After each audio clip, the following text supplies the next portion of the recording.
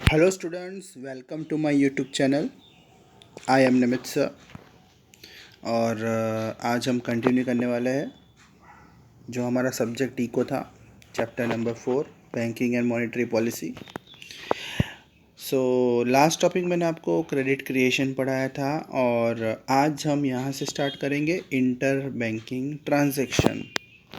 तो यहाँ पे इंटर बैंकिंग का मतलब क्या होता है कि एक बैंक दूसरी बैंक को जब पैसे की ज़रूरत होती है तो मनी प्रोवाइड करवाता है।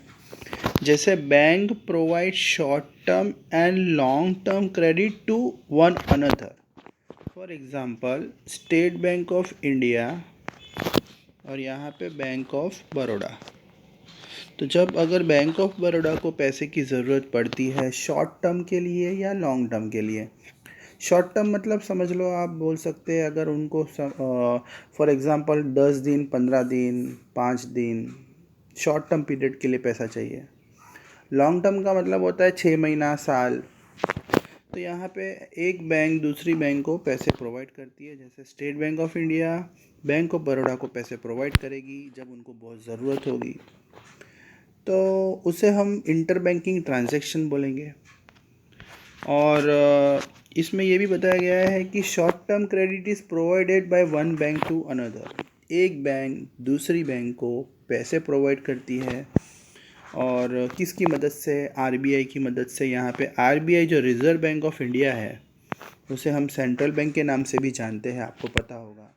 जो हमारे इंडिया की जितनी भी बैंक है उसकी जो मेन बैंक है जिसको हैंडल करती है, जो बैंक सारी बैंकों को हैंडल करती है उसे सेंट्रल बैंक बोला जाता है, मतलब RBI, reserve bank of India. एक बैंक अगर दूसरी बैंक को पैसे प्रोवाइड करती है सेंट्रल बैंक की मदद से तो उसे हम एक नाम दे देते हैं कॉल मनी।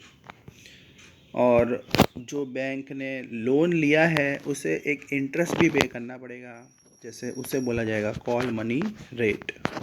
जैसे मैंने आपको अभी भी बताया कि अगर SBI, state Bank of India, bank of Baroda को पैसे देती है तो बैंक ऑफ बड़ौदा एसबीआई को यहाँ पे इंटरेस्ट देगी, क्योंकि एसबीआई ने अपना पैसा यहाँ पे ट्रांसफ़र किया है।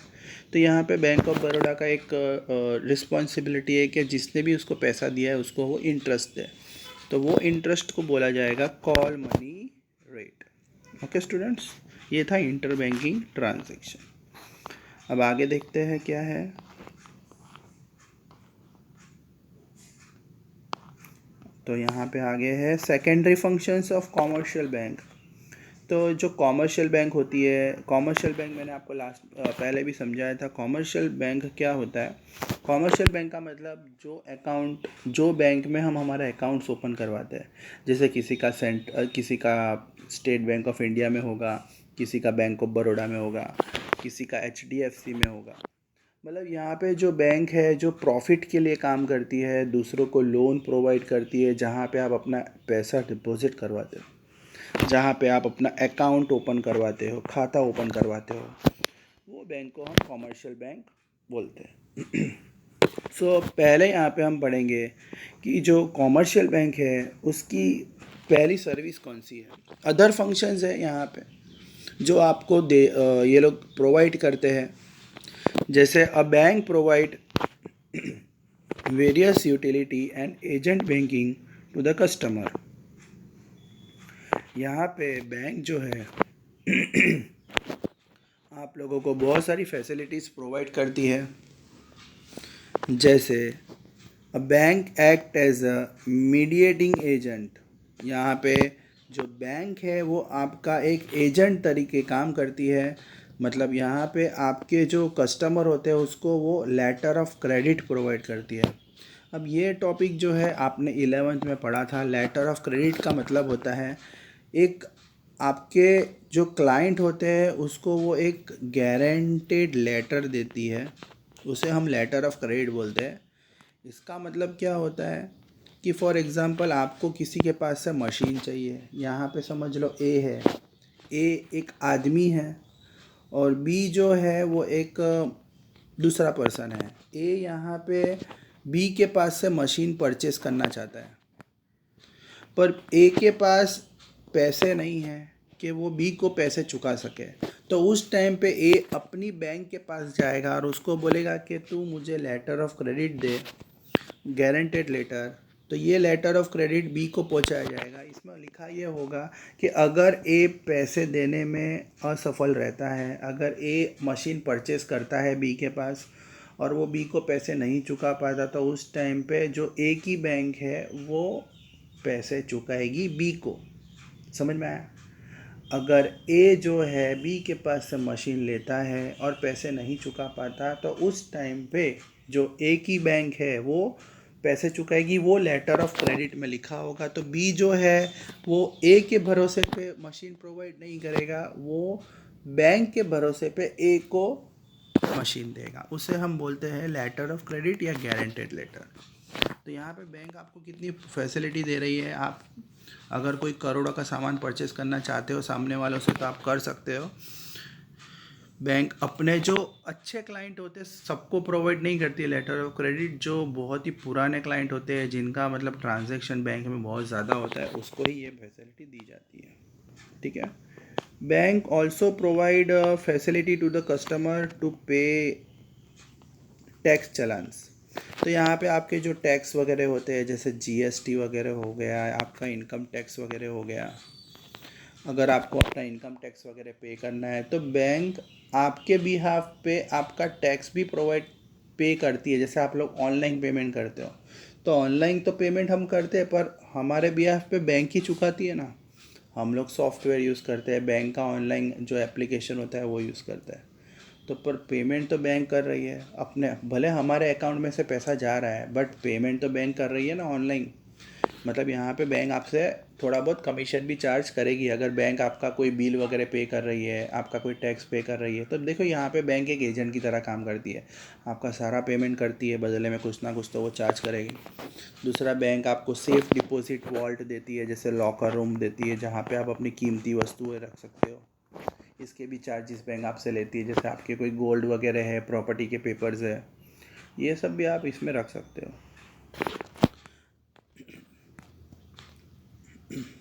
Bank provide micro finance facility. Micro का मतलब होता है अगर यहाँ पे आप देखो, माइक्रो का मतलब होता है जो छोटे मोटे लोन भी होते हैं ना।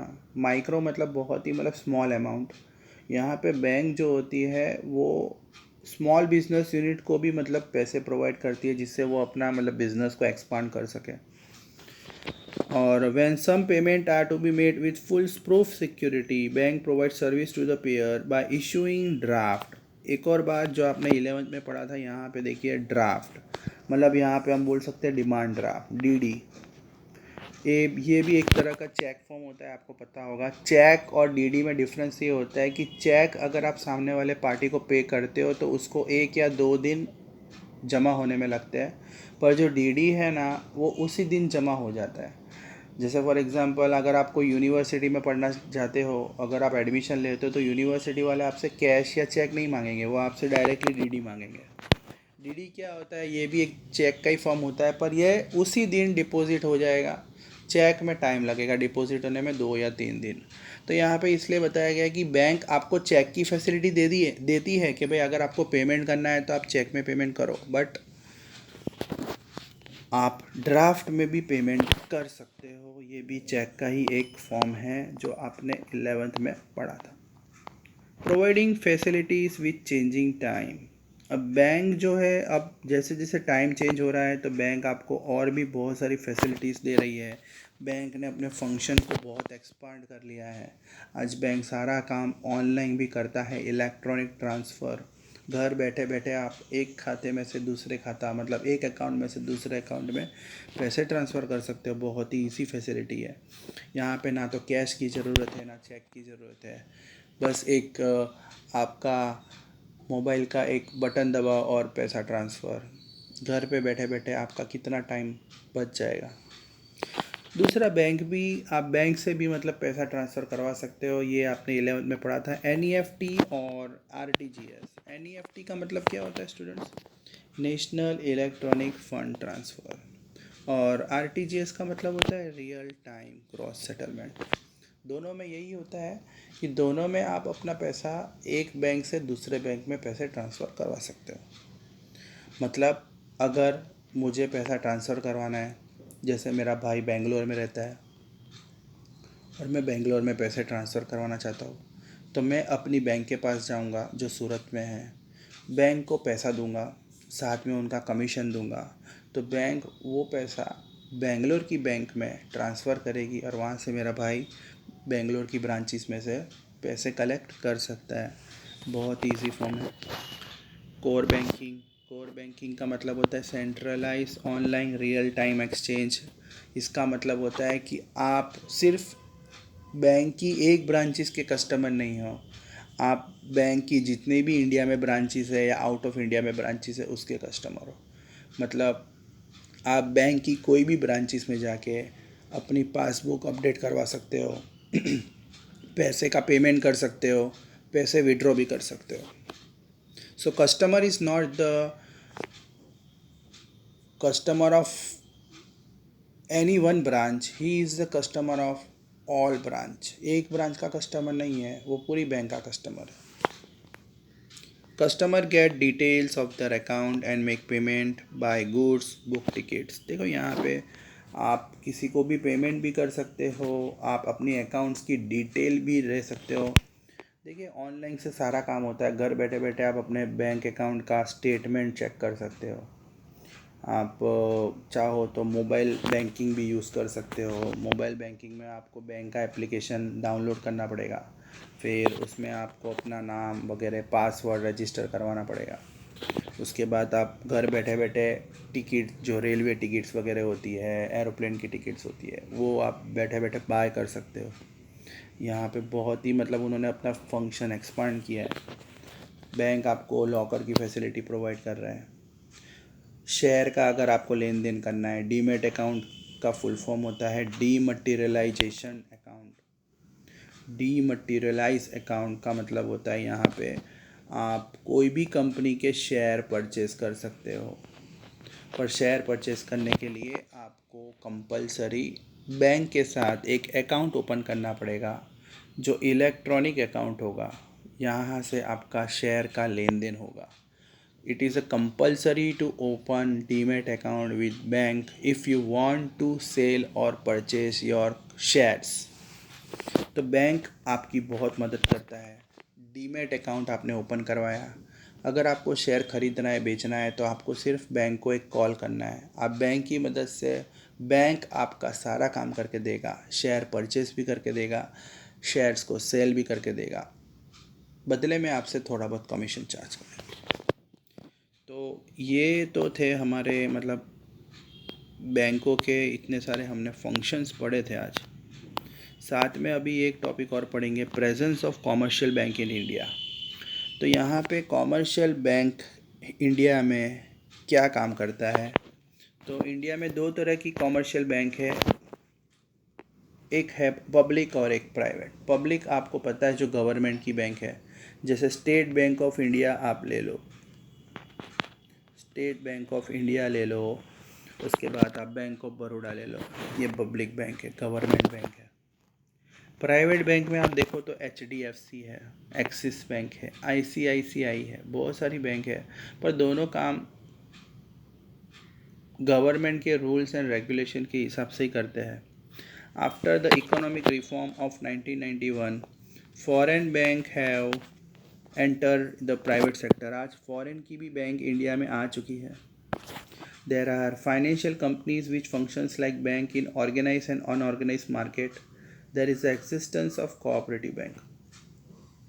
देखिए यहाँ पे बहुत सारा काम आगे बढ़ता है, but by the official definition of bank in India only those company which are listed in second schedule of RBI। यहाँ पे RBI का मतलब मैंने आपको बताया था, रिजर्व बैंक ऑफ इंडिया। जो RBI का एक कानून बना था 1934 में, जो भी बैंक RBI के साथ रजिस्टर है उसे हम शेड्यूल बैंक बोलेंगे। मतलब ये सब ऑथोराइज बैंक है जिसको बैंक के पास से परमिशन मिली है। तो यहाँ पे फ्रॉड होने के तो कोई चांसेस है ही नहीं। मतलब यहाँ पे ऐसा नहीं है कि जो बैंक RBI के साथ रजिस्टर हुई है वो बैंक बंद हो जाएगी और आपका पैसा डूब जाएगा। आपका पैसा सेफ़ है। जितनी भी बैंक RBI के साथ रजिस्टर है, मतलब आपके पैसे कहीं जाने वाले नहीं हैं, आपके पैसे सही जगह पे सेफ़ है। सो इसमें ये बताया गया है जो शेड्यूल बैंक का मतलब क्या होता है, जो लीगल बैंक है जिसको बैंक से परमिशन मिली है, जहाँ पे आप अपना अकाउंट ओपन कर सकते हो, जहाँ पे आप इन्वेस्टमेंट कर सकते हो, उसे हम शेड्यूल बैंक भी बोलते हैं। तो दो तरह की शेड्यूल बैंक होती है, एक कॉमर्शियल बैंक होती है और एक कोऑपरेटिव बैंक होती है। कॉमर्शियल बैंक का मतलब जो प्रॉफिट के लिए काम करती है, मतलब आपका पैसा दूसरे को लोन पे प्रोवाइड करती है या प्रॉफिट कमाती है और आपको भी प्रॉफिट देती है। तो यहाँ पे कौन सी बैंक है, यहाँ पे एक तो पब्लिक सेक्टर जो मैंने आपको बताया था जो गवर्नमेंट की है, private sector, foreign multinational bank, एक फॉरेन की भी बैंक्स होती है। जैसे एक एग्जांपल मैं आपको देता हूँ, दोहा। ये दोहा बैंक जो है वो दुबई की बैंक है, जिसकी ब्रांचेस मुंबई, जो मेट्रोपॉलिटन एरियाज होते हैं जैसे मुंबई है, दिल्ली है, वहाँ पे है दोहा बैंक। और भी बहुत सारी बैंक्स है, पर मैं एक एग्जांपल आपको बता रहा हूँ। जैसे दोहा बैंक जो है वो बाहर की दुबई की बैंक है, जिसकी ब्रांचेस इंडिया में भी है।